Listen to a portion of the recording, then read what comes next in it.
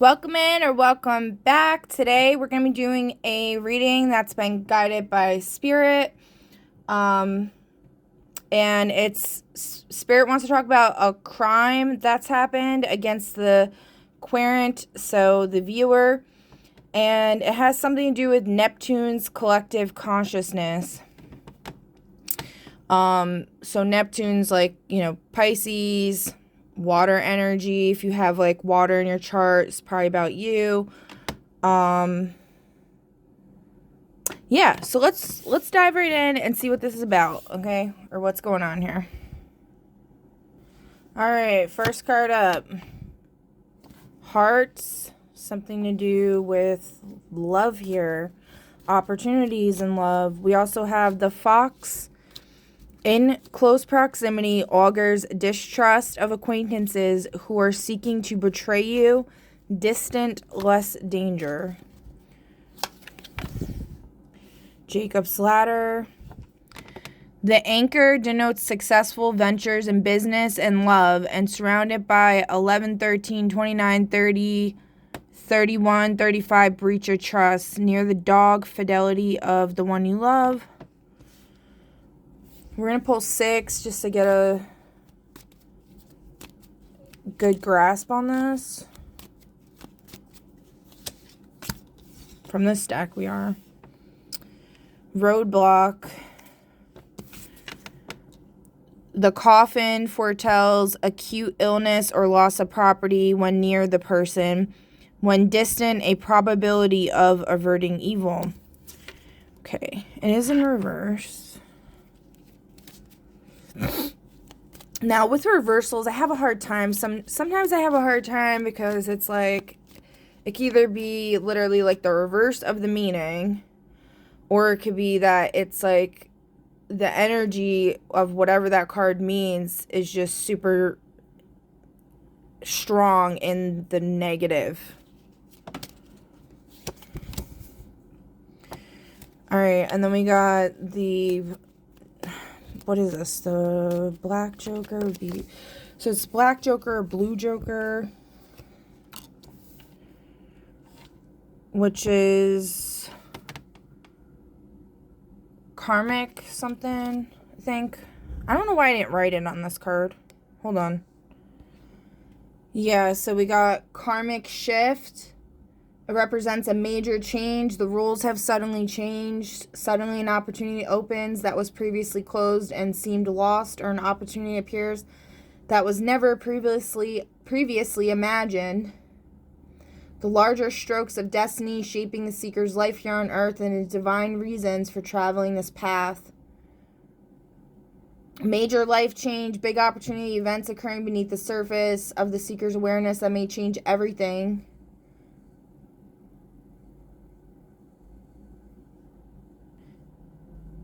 Sorry, I was getting a call from my child's dentist. She keeps, so weird, keeps calling me nonstop. Like, they put my phone number in for like 15 different patients. I'm like, what is going on?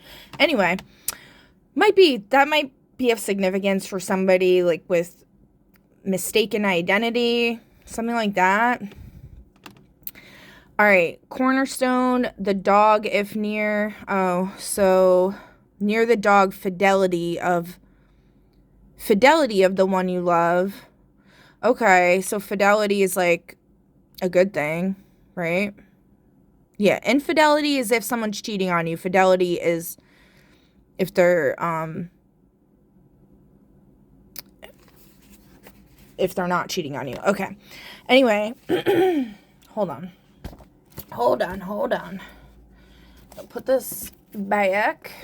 I really need to get like a better setup for my tarot readings because I love this table, but I need like more. I don't have enough tables going on here, okay? It's kind of hard. All right.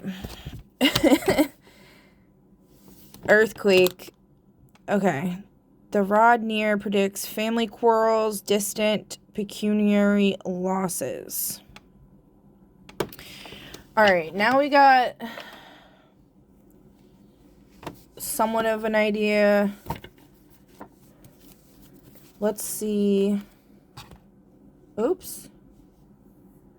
Lights going out. I got like a touch light thing over here. And anyway, all right, let's see. What is this? I'm concerned about the coffin.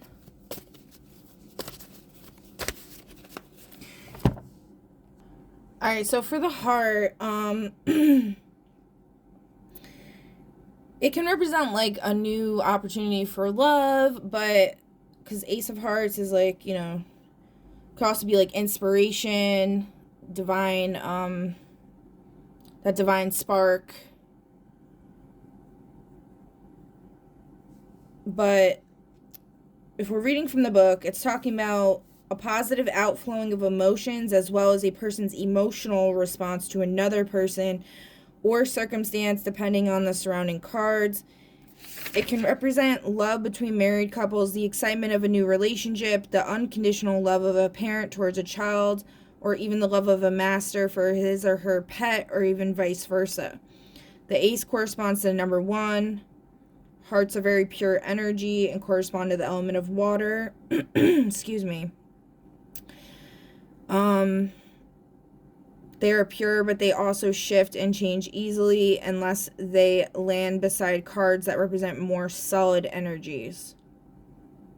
Which the Pentacles is the most solid. That's the earth element. That's on the Tree of Life. That's where the manifestation. What's the word I'm looking for? Where the manifestation shows itself, or that's not the word I'm looking for. Basically, where the manifestation forms into reality, okay? Where it's already formed. The forming process is complete. Okay. Anyway, and then it can also represent the physical heart and physical health. And then we have here, so somebody might be worried about their health, something like that.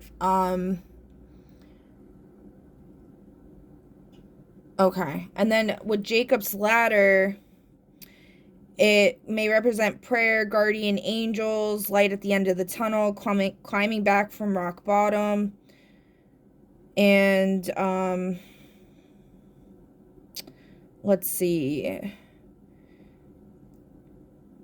Jacob's ladder is about a bad situation improving, or knowing that God is in control. And even though the situation may seem really desperate, God's angels are watching over the person in the situation, and they are descending to provide help and ascending the ladder to report back to heaven the situation in real time. Oh, let me read actually, like, this is interesting. The symbol of the 5 diamonds in Jacob's ladder, oops. Okay. Jacob's ladder refers to Genesis chapter 28, where the future patriarch Jacob is fleeing his father Isaac's house after stealing his brother Esau's blessing. Jacob is terrified that Esau will pursue him and kill him before he can arrive safely at his uncle Laban's house, several days' journey away. During the night, Jacob has a dream in which he saw a ladder resting on the earth, with its top reaching the heaven, and the angels of God were ascending and descending on it. Jacob's ladder in readings generally represents an improvement in an existing situation. It's worth noting that the patriarch Jacob had this dream during the lowest point of his life at the time. After waking, Jacob still faces several more days of dangerous, lonely travel through the wilderness to reach his uncle's house. Jacob's ladder is in a bad situation, improving or knowing that God is in control, and even though the situation may seem really desperate, God's angels are watching over the person in the situation, and they are descending to provide help and ascending the ladder to report back to heaven the situation in real time. All right, so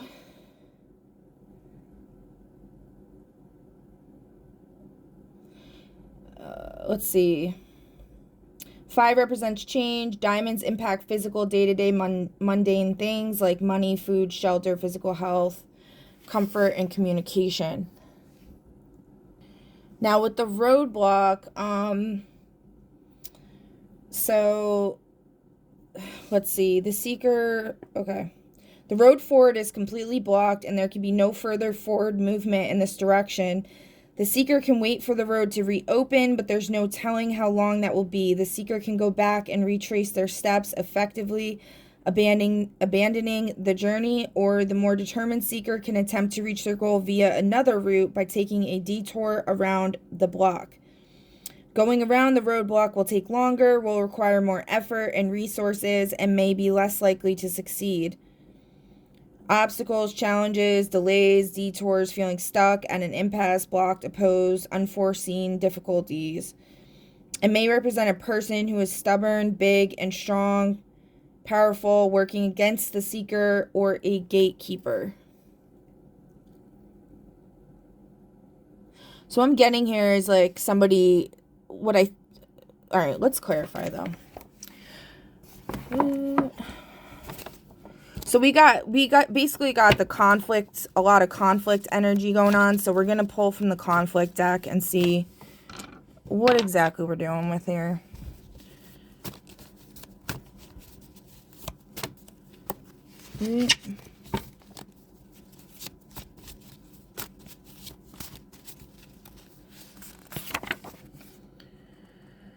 Intergenerational fear patterns, family and ancestral. We're going to move Merlin over here.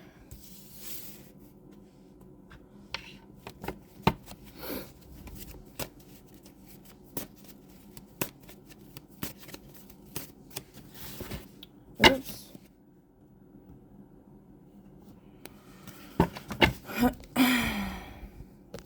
Alright, I'm just going to pull these and I'm going to pause the video and then I'm going to pull them, okay?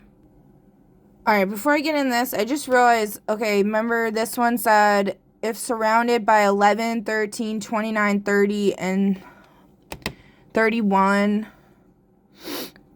The way they make ones on these cards is like, it looks like it just doesn't look great. Alright, anyway. 35. Okay, breach of trust. We got 11. I didn't even like notice that. Duh. 11's right here. 30's right here. So there's some kind of breach of trust going on. Now, what also made me think was like Neptune and Jupiter, the dog. So something might be going on with somebody in their family. This could also be talking about the powers that be. Because then we got ocean governance, ocean acidification. You know, like, I learned about Greek mythology from a very young age in school, which is interesting because, like, you got to think, like, why would they teach... I don't know if anybody else did, but, like, why would they teach me that? You know what I mean? Like, and I just feel in my heart, like, that's based off of real stuff. And I highly recommend, oh crap, what is the name of it though? I don't remember the name of it. It's a show about, I've mentioned it before. It's a show about like Zeus and Hades and Persephone and all of that. Persephone's been coming up a lot. Is it on Netflix or Amazon Prime? It's got Jeff Goldblum in it. It's about Zeus, so you could just Google it if you're interested. There's only one season, but it's so good, and it's got the labyrinth, like Minotaur, and all that stuff in it. It's such a good show. Really, really like shows you interesting concepts. Anyway, so there's something going on here. Oh, so my point with that is, I have ADD. Sorry, guys. My brain goes like 700 places at once. Okay. My point with that is that on the show, Neptune and Zeus, like Zeus is a tyrant, okay? And Neptune's banging his wife behind the scenes. Hera. Oh my god, it's so cool, like, how they depict her, and, like, she has, like, all these tongues of people, of, like, her followers or whatever. when someone dedicates themselves to her, they cut out their tongue, and then she keeps it, like, in these little drawers, kind of like I got here, but, like, smaller, and they're, like, all on this, like, giant, like, wall, and then she can open it, and then, like, she'll hear them speaking, and, like, they'll tell her stuff or whatever. So there could be some kind of betrayal going on, something with, because, a crime against the querent, yeah. So, like, in the show, Neptune, like, really loves Hera, okay? You know, Zeus does too, but it's, like, they have, like, an open relationship, but, like, if he found out that his brother was doing that, he would lose his shit,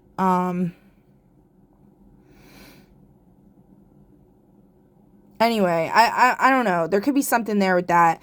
Intergenerational fear pattern. So, like, okay. So, standing up against a tyrant, basically. The ocean. We also got ocean acidification. If you don't know what that is, look into it. It's interesting. I wrote a paper on it, or about pollution, really. An example of that is, like, the mollusks in the ocean. Their shells have been getting thinner and thinner due to the acidification of the ocean. Think about your own body. The interstitial fluid that's contained in your interstitium, which a lot of people don't know about, is the largest organ in your body. They only recently, like, discovered it, or, like, told people about it, I think in 2018. But, like, nobody pretty much knows about it. And essentially it's like your body's swimming pool, or your body's ocean, and the idea is to keep it clean and keep it alkaline so that parasites and fungus and all that don't grow. Like, if you think about a pool, right? With the ocean being acidic due to pollution, it's caused nutritional deficiencies in fish and all of the inhabitants of the ocean. It's caused nutritional deficiencies, and it's caused them to their shells to get thinner and thinner, which obviously is not a good thing. Okay. Conflict between values and financial necessity. So there could be something here with standing up for what's right, but being worried about not getting money, about being in ruins or whatever. But, like, with Jacob's ladder, it's like God is telling you that the angels are watching over you, or whoever this reading's about. I mean, we're talking about a collective here. The angels are watching over, and there's really not much to worry about. That's why I think the coffin in reverse is saying, like, don't worry about dying. No one really ever dies. I truly do believe that. You could think of it in, like, quantum immortality, or you could think of it as, like, all there really is consciousness. Energy cannot be created nor destroyed. It just transfers.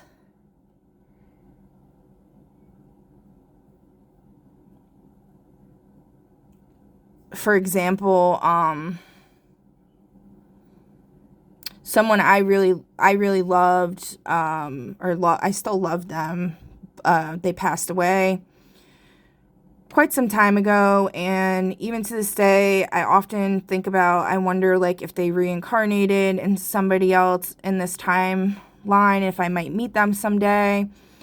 And there's been signs and symbols that might be the case, and weird stuff, but anyway, it's just something to think about, I guess, like, just not to be afraid of that.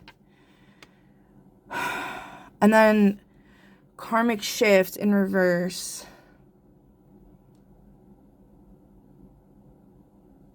So, okay, and then this is saying surrounded by clouds, beware of unsuspected enemies. So there is no clouds, so it's somebody you do suspect, right? Near the dog, fidelity of someone you love. So someone you love is loyal to you, but there is a breach of trust going on, and we do have the fox, right? Distrust of acquaintances who are seeking to betray you. Distant, less danger. So we don't have the significator here, so like the distance is, so there is less danger. That's why I think it's saying coffin in reverse. All right, we got some new cards here that I made. They're not like, you know, anything professional, but but I call it the Justice deck or Justice Oracle, whatever. I just wrote the meanings on regular playing deck. Alright, let's just see. In reverse, okay. Concealed motive. Someone's secret reason is about to surface. Stay observant. Okay.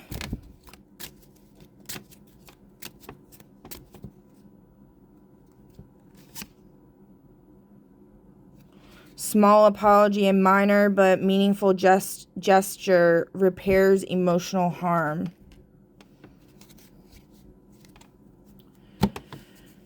Okay.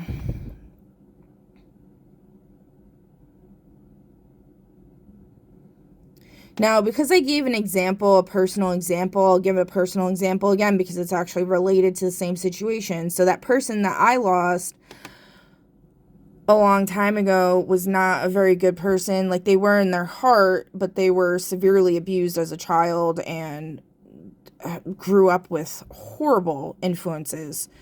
And then when I met them, they presented their best self, I guess you could say, carrying around an Art of Peace in their pocket, the book Art of Peace, all about saving animals, all about revolutionary ideas, things like that. But then slowly but surely, or not even really that slowly, I guess once they kind of had me, it's like they got possessed or something, and they were just awful. And then years after, they eventually, and it was mainly because they were a drug addict. So when they're on drugs, they were just, some people can do drugs and they're really, it doesn't change their character, but some people, they do drugs and it like really messes them up. You know, it depends. That's why like there's prescribers for medication, like, cause you're supposed to like closely monitor things. And like some people, you know, they try to self-medicate, but they don't know what the heck they're doing. So they think it's helping, but it's not. Anyway, and they ended up getting better, but then fate stepped in. We got separated due to circumstances. And it was like a conflict between values and financial necessity. Because I ended up getting pregnant with our third child, but like where we were living, the landlord sold where we were living, and then the new owner wanted to move in to one of the units, and he actually kind of like gave me a choice, and because like where we're at was only had 2 bedrooms, I was like, this isn't big enough, we're gonna have to move anyway. So I was like, you know what, we'll just find something else. But then unfortunately I couldn't find anything that I could afford, so we ended up having to go into a shelter, and he couldn't come with me because we weren't married, and it was like a church kind of thing. And that's why, like, he couldn't come with me. So instead of him going to, like, a men's shelter, he went back with his best friend. And that's like Neptune and Zeus with the best friend stuff.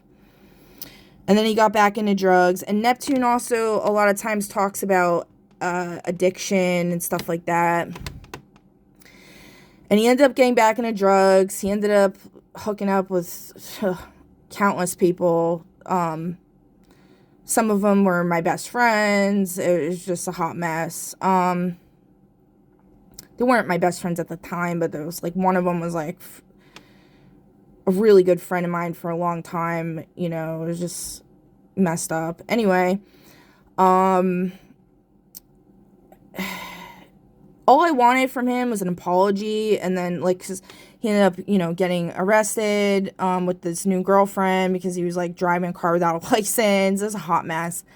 And then she bailed him out, and then he got, you know, extradited to somewhere else because he had a warrant from when he was abusive towards me.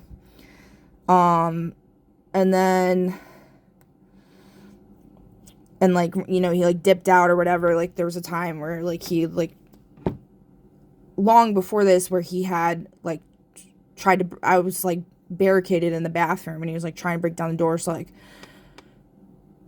I actually don't know if I even called. I don't know if it was me. I think that was the one time that I actually called for help. Yeah.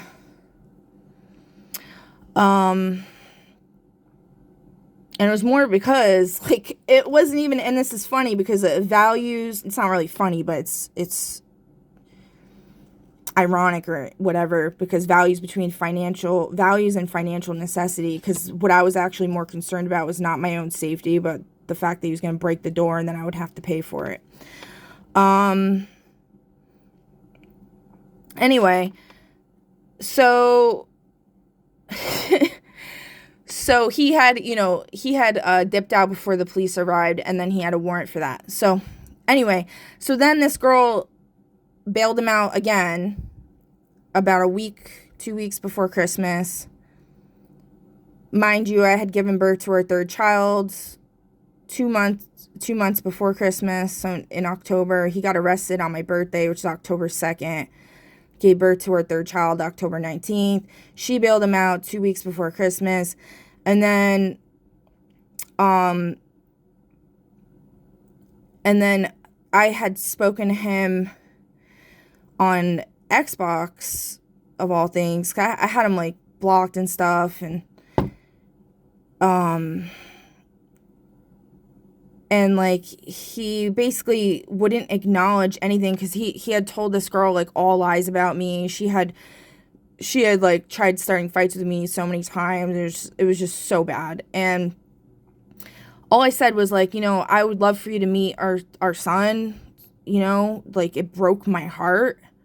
And that's like this whole thing with like the heart being broken.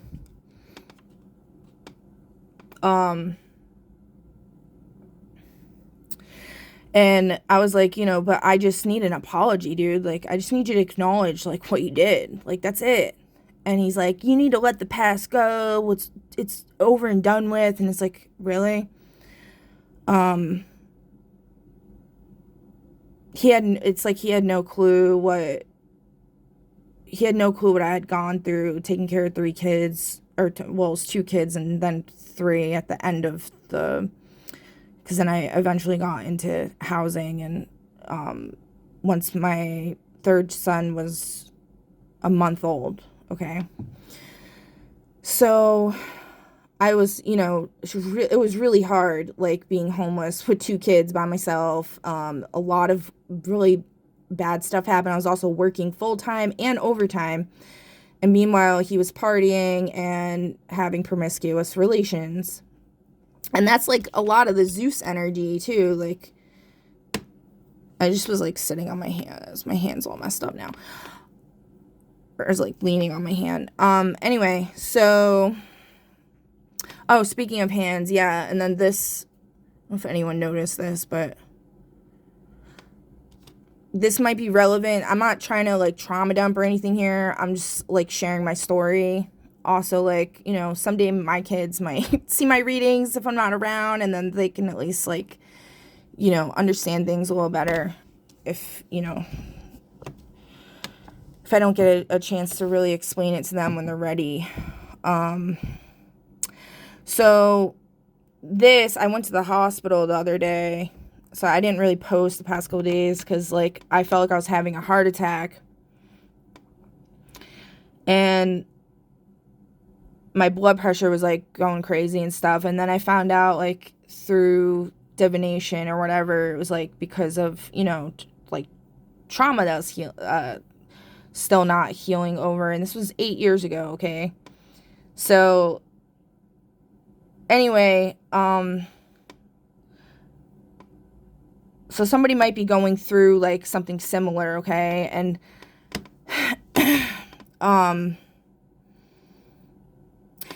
let me finish what I was saying before, and then I'll get into that, okay?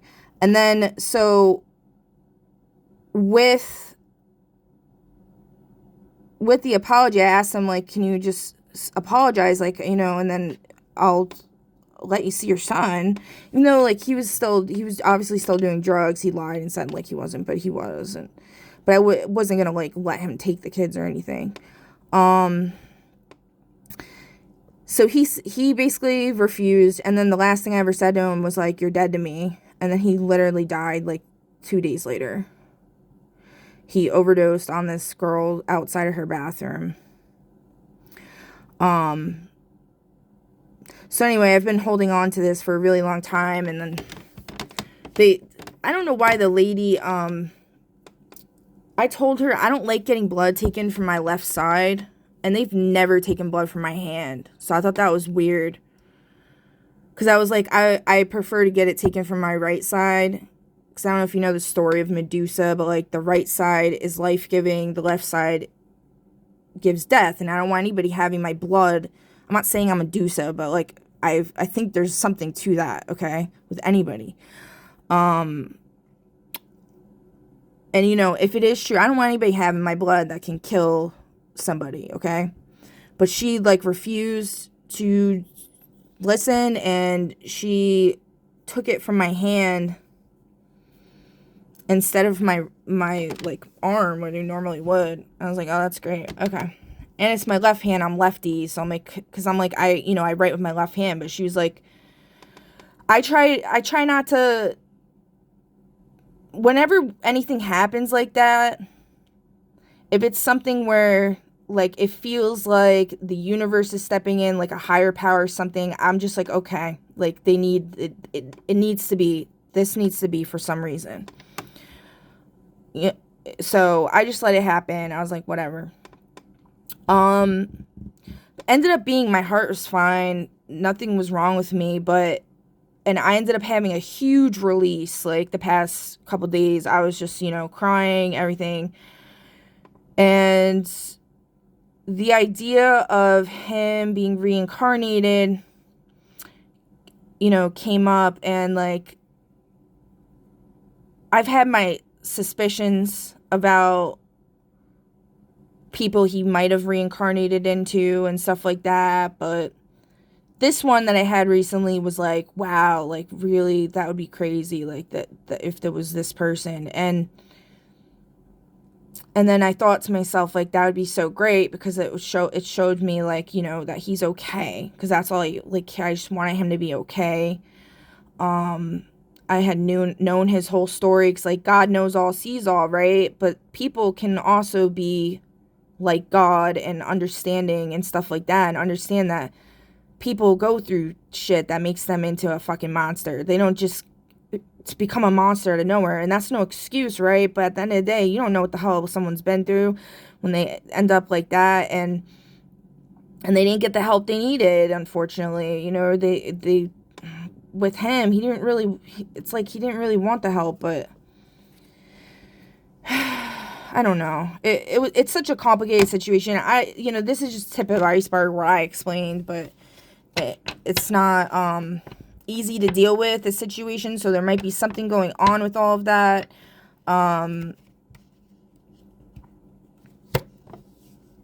Let's see.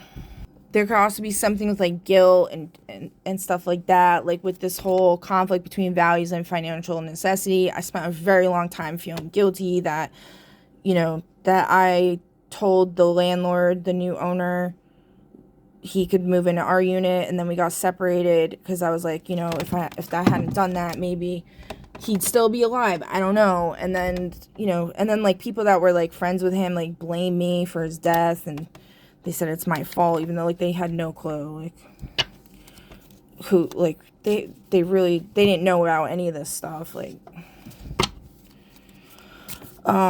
so yeah, I blame myself for a long time, but everything happens for a reason. It is what it is. You can't just beat yourself up over stuff forever. So, anyway, something horrible might have happened, and this is saying, like, there might be finally, like, some kind of relief as far as that goes. Alright, misfortune. Banquet of bad luck.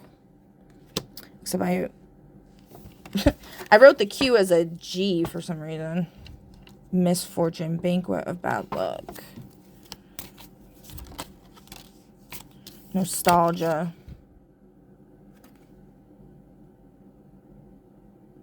Faded Polaroid.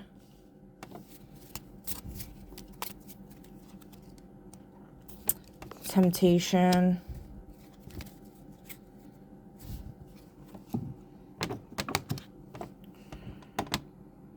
There's also something here about, like, higher ups being involved in the situation, like if you're going through the similar thing, and essentially the reason why was because one of the reasons why was because a foundation of, so like higher education, higher purpose, higher calling would have been blocked.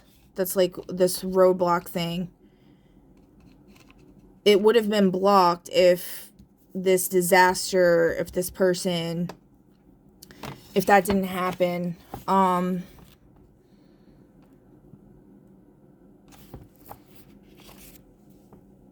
And, like, you would have died. Like, that was something I went through. It was, like, I felt like I was dying. Like, seriously felt like somebody was scooping ice cream scoops out of my legs. Like, I felt like I was dying the night before he died. And then I get a call at, like, 2 in the morning or something from his mother.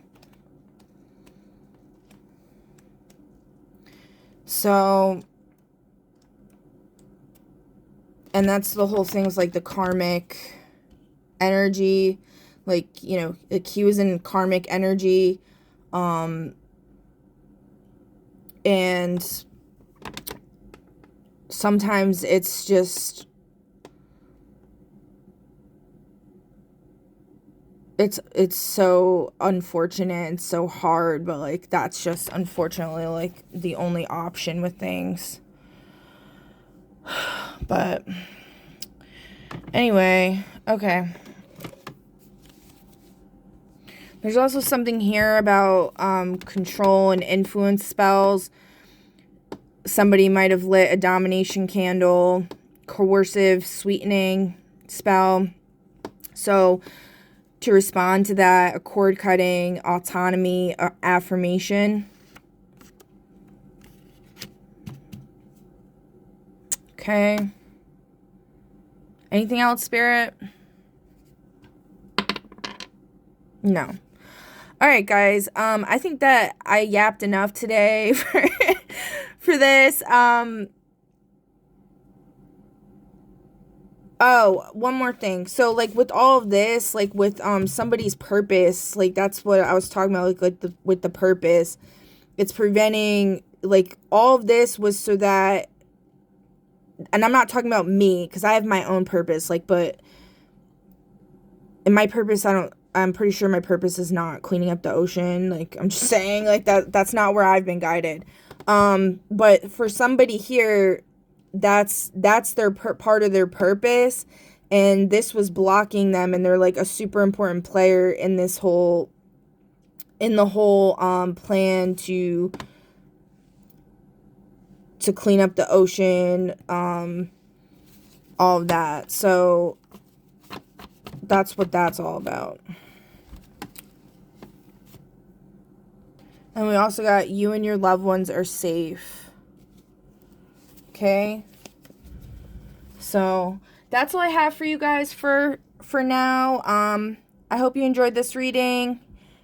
Please feel free to comment, like, subscribe, follow, share, all the good things. I definitely appreciate it so much. And I will catch you on the next one. Bye!